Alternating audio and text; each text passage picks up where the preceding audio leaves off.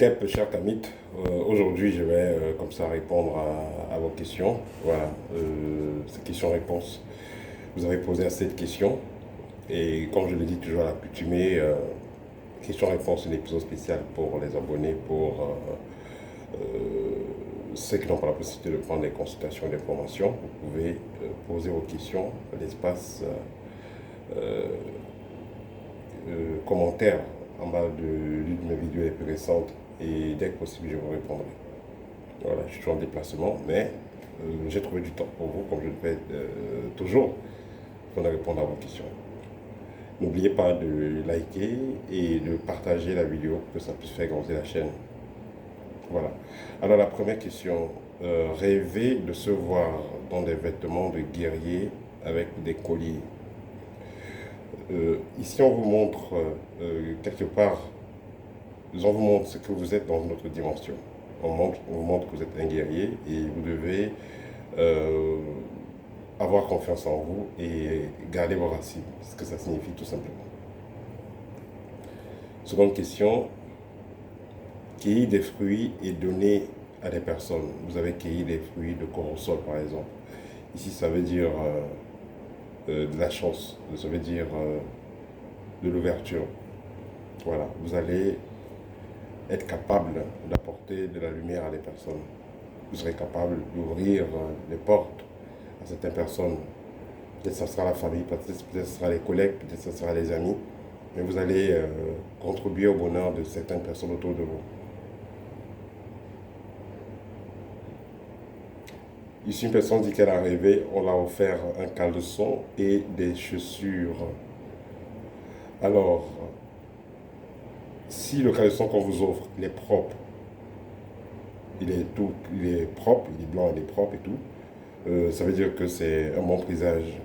Par exemple, les chaussures. Si les chaussures sont propres, en très bon état, c'est un bon présage. Mais si c'est pas du tout propre, là, c'est pas bon. Là, ça peut être lié à un vol d'étoiles, on peut prendre votre énergie positive.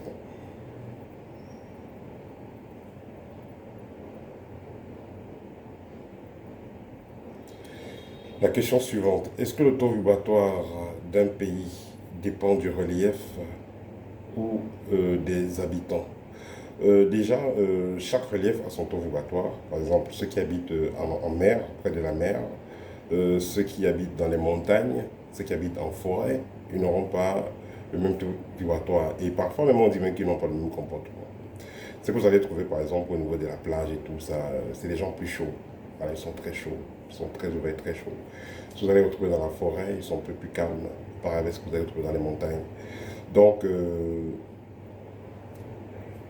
relief influence le taux vibratoire. Les habitants aussi, déjà, ils sont influencés par le taux vibratoire de l'environnement, mais ils seront aussi influencés par le type de rituels qu'ils font, par le type de rites qu'ils adoptent. La carte du ciel, c'est quoi? Bon, ceux qui font dans la numérologie, ceux qui contactent les numérologues et tout ça, les astrologues, on va faire votre carte du ciel en fonction de votre date de naissance et en fonction de votre nom. Et puis, on va vous dire à peu près quelles sont les meilleures périodes pour vous dans l'année, quelles sont les périodes qui ne sont pas positives, quelle est la meilleure période de mariage et tout ça. Voilà un peu la carte du ciel. C'est un peu une forme de Fa à l'occidental. Donc le Fa, pour ceux qui sont africains, qui savent ce qu'on appelle le Fa. Voilà. C'est presque pareil, mais à l'occidental. Mais dans tous les cas, ça marche toujours. Ça dépend aussi de l'expérience de celui que vous contactez, bien entendu.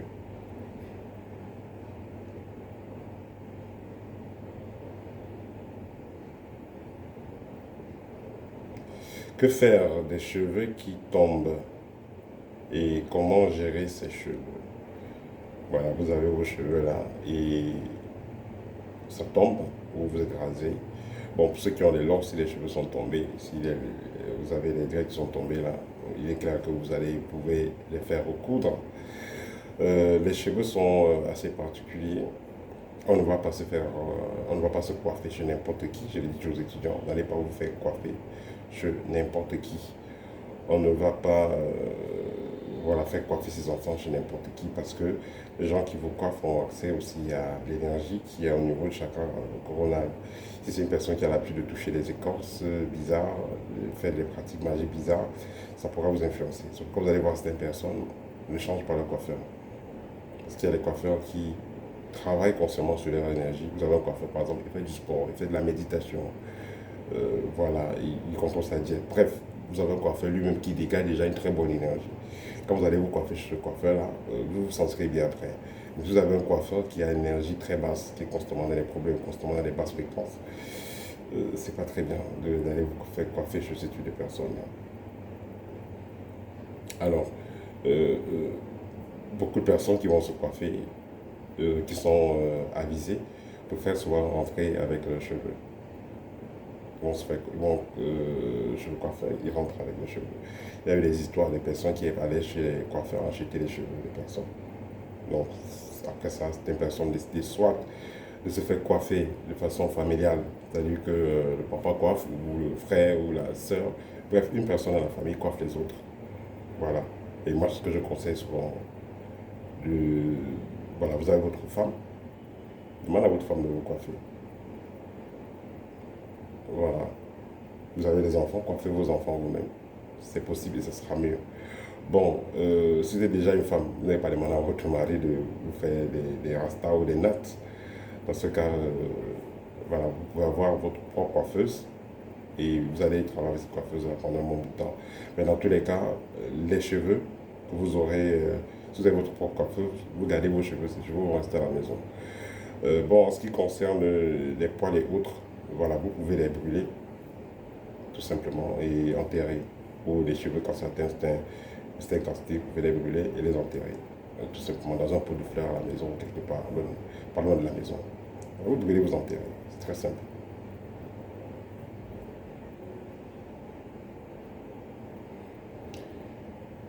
Combien de fois on se réincarne? Là, ça va dépendre de ce qui est enseigné dans la culture dans laquelle vous êtes. Dans certaines cultures, on va dire que c'est à l'illimité. Dans notre culture, on va parler de 108. Donc, voilà, tout dépend de ce en quoi vous croyez.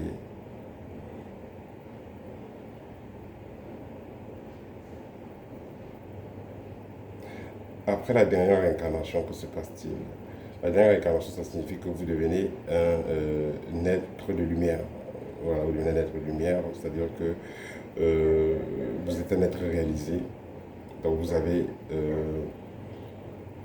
rempli toutes vos tâches, vous avez fait tout ce que vous aviez à faire. Mais il faut comprendre qu'à la version dans laquelle nous sommes, il y a des âmes aussi qui sont avancées, qui auraient pu rester de l'autre côté, mais ont choisi de venir éclairer les autres. Sinon, généralement, quand une âme a réalisé sa mission, a fait ce qu'elle avait à faire, elle passe à un autre niveau. C'est un peu comme celui qui a fini le collège, il passe à l'université, ou celui qui a fini l'école primaire passe au collège, il a fini le collège ou le lycée, il passe à l'université. Voilà, donc c'est comme ça ne finit jamais. Il y a toujours étape, étape, étape, étape, ça ne finit pas.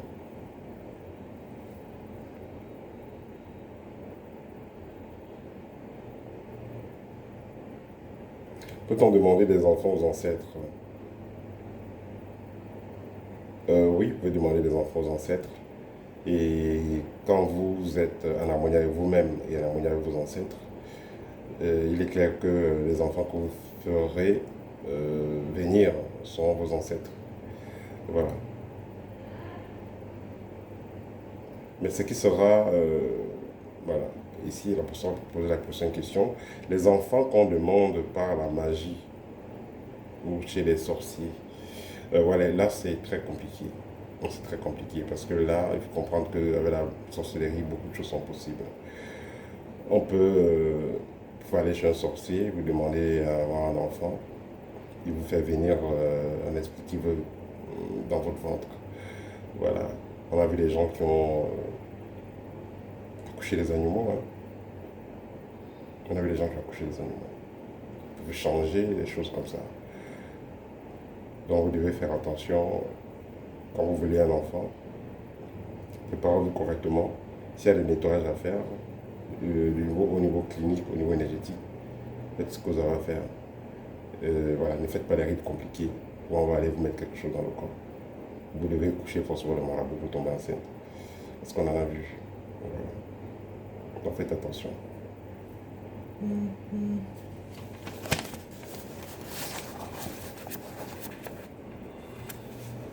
Pourquoi dans les loges, on oblige les membres à porter des bagues? Dans les loges, on n'oblige pas les membres à porter des bagues, que ce soit les maçons, les rosicruciens, que ce soit Alpha et tous ces trucs-là. On ne demande pas aux membres de porter les bagues. Voilà. Et on ne demande même pas aux membres de s'exposer. La plupart, on demande à ceux qui veulent d'en parler, de parler à l'entourage, mais ceux qui ne veulent pas, ils n'en parlent pas, ils peuvent garder secret. Donc quelqu'un peut être dans une loge 100 ans et vous ne voyez jamais aucun insigne d'appartenance.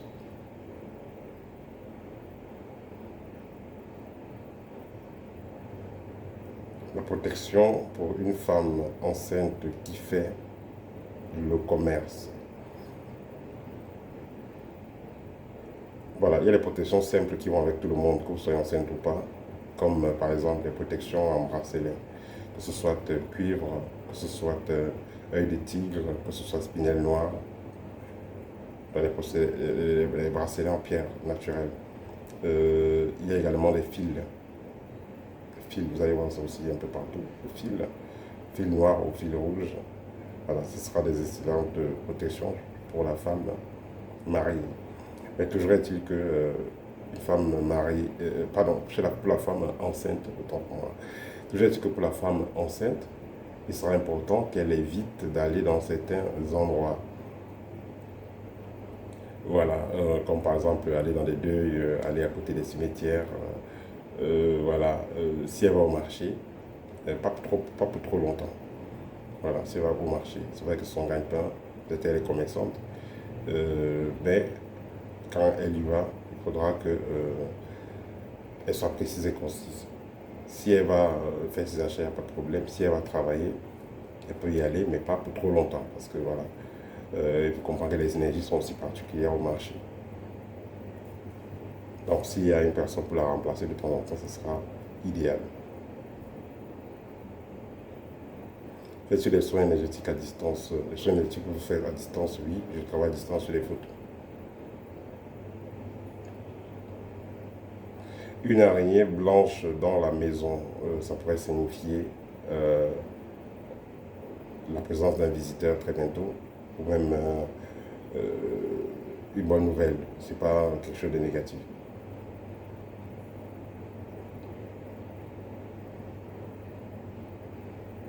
Un ami dit que vous avez gagné 5 millions. Peut-être que vous allez gagner de l'argent, mais pas forcément cette somme. Et il faut savoir aussi, est-ce que votre ami, ce qu'il dit, se réalise souvent? Voilà. Rêver de faire un rituel dans un temple africain. Voilà, ça va dépendre. Est-ce que vous suivez un cheminement spirituel là? Voilà. Dans tous les cas, c'est une confirmation que vous avez du parcours, une confirmation que vous avez du parcours au niveau spirituel, que vous avez déjà eu à faire par expérience, sûrement dans une incarnation précédente.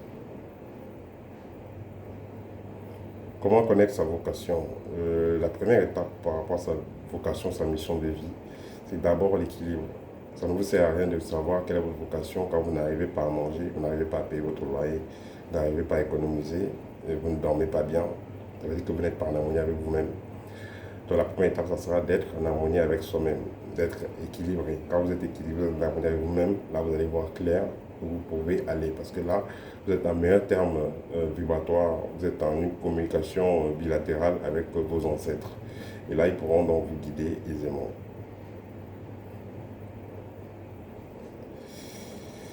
La rétention séminale. La rétention séminale, c'est bien. Toujours est-il que il faudra y ajouter du sport et il faut la pratiquer comme il le faut. Parce que si vous la pratiquez pas bien, vous pouvez avoir des problèmes chez les hommes, hein, vous les testicules et tout ça. Ça peut engager des problèmes de santé. Donc il faudra le faire correctement.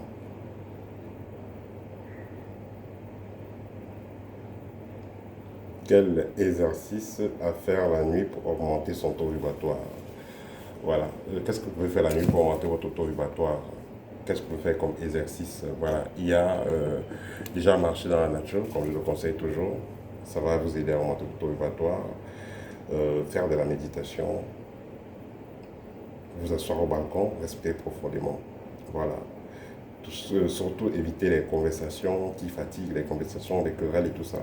Les conversations qui vous font perdre d'énergie, évitez ça le soir. Voilà, ce que vous pouvez faire, ça va vous aider à conserver votre énergie parce que vous n'en dépensez pas et d'en gagner parce que vous allez respirer profondément dans la nature. Voilà, c'était tout pour aujourd'hui. À très bientôt pour une nouvelle épisode questions-réponses. N'hésitez pas à me contacter pour une consultation ou pour une formation ou même pour un annuel livre pratique ou art rayonné. À très bientôt, chaque ami au TEP.